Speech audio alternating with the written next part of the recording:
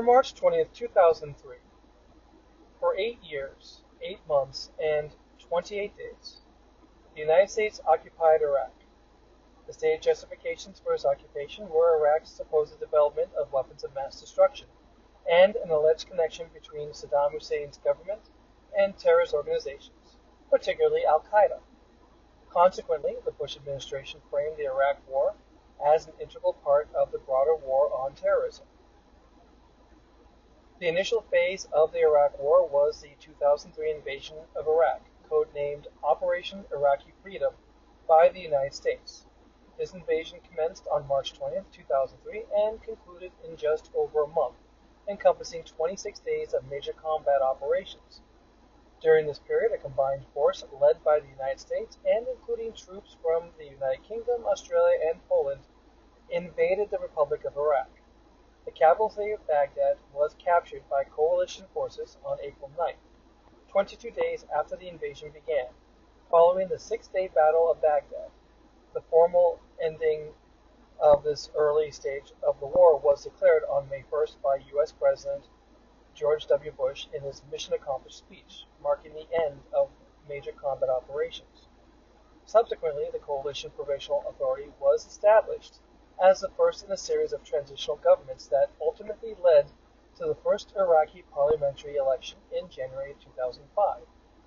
U.S. military forces maintained a presence in Iraq until their withdrawal in 2011. The invasion of Iraq toppled Saddam Hussein's regime, but it also ushered in a long period of instability, sectarian violence, and insurgency. The consequences of the invasion included the emergence of extremist groups such as ISIS, mass displacement, and profound effect on both regional and international politics. The invasion was founded on falsehoods, executed without proper planning, and destined for an unfavorable conclusion. President Donald Trump recently announced that the Washington, D.C. Police Department would be placed under direct federal control, the National Guard troops deployed to the nation's capital. Trump stated, "This action is intended to restore order despite overall crime numbers in D.C. being lower this year compared to 2024. Neither the city's police department nor Mayor Muriel Bowser were informed of Trump's plan prior to his announcement. While Bowser's response was largely diplomatic, she described the president's move as unsettling and unprecedented. The crackdown's justification stems from an incident involving Edward Big Balls Corstein, who was reportedly assaulted during the late-night carjacking in Washington, D.C. Earlier this year, Corstein gained prominence for his collaboration with Musk on reducing so-called federal bureaucracy and currently holds a position with the Social Security Administration. A 15-year-old boy and a girl have been arrested in connection with the case and are currently held in juvenile detention. D.C. Metro Police have also released 2 photographs of a third suspect who is yet to be identified. Trump capitalized on this most recent incident to assert control over the D.C. area, deploying the federal and National Guard and taking direct command of the police department.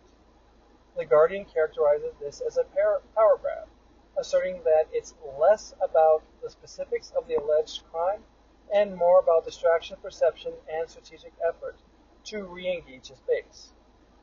As The Guardian puts it, this takeover, like other outrageous actions by Trump in recent weeks, primarily serves as a deflection from the Jeffrey Epstein case. His past actions, such as demanding the renaming of the NFL team to the racist Washington Redskins, attacking the Wall Street Journal, and calling for the prosecution of former President Barack Obama, demonstrate his willingness to do anything to remove the Epstein case from political and public discourse. Federal troop deployment has led to feelings of insecurity among teenagers and college students.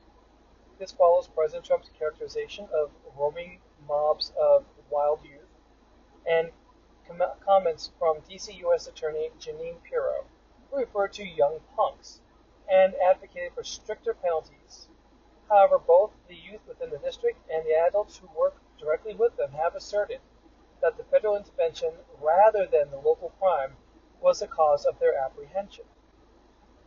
The alleged Assault on Coruscant has fueled online speculation regarding the Big Balls assault false flag theory.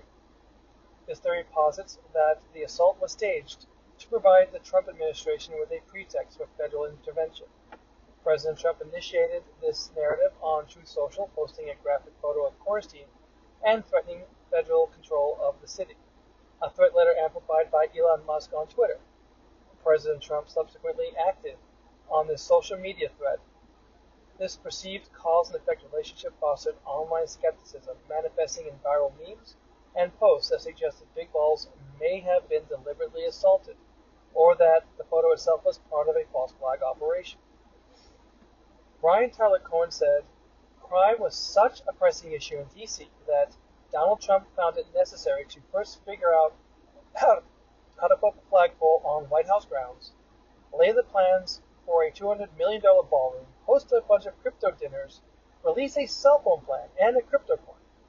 All of those things were more pressing than the crime that was apparently so out of control in D.C. that we needed federal troops to be stationed there." The events of January 6, 2021 highlight a striking hypocrisy. When police officers were under attack and government officials' lives were threatened, Donald Trump not only did not deploy the National Guard, his supporters claimed he was prevented from doing so, despite urgent calls for assistance during a genuine emergency.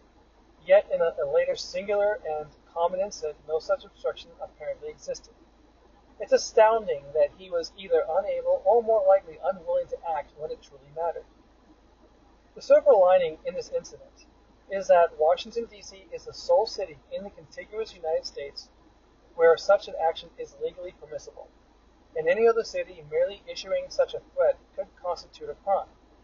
This suggests that despite his authoritarian ambitions, Trump is constrained, at least, by the public perception of invading American cities. We must resist. We can expose the illegality of this invasion and stand with our states and cities against presidential overreach. It's crucial to consistently highlight how nuke scandals are used to obscure previous ones. Remaining informed is imperative, and we must remember these events are in all future elections. That's all for this week. Until next time, remember your voice is vital. Stand up, speak out, strike back. They don't know what they started. If you appreciate this content, please like, share, and subscribe for updates. Ring the bell. Your support truly matters and helps this channel.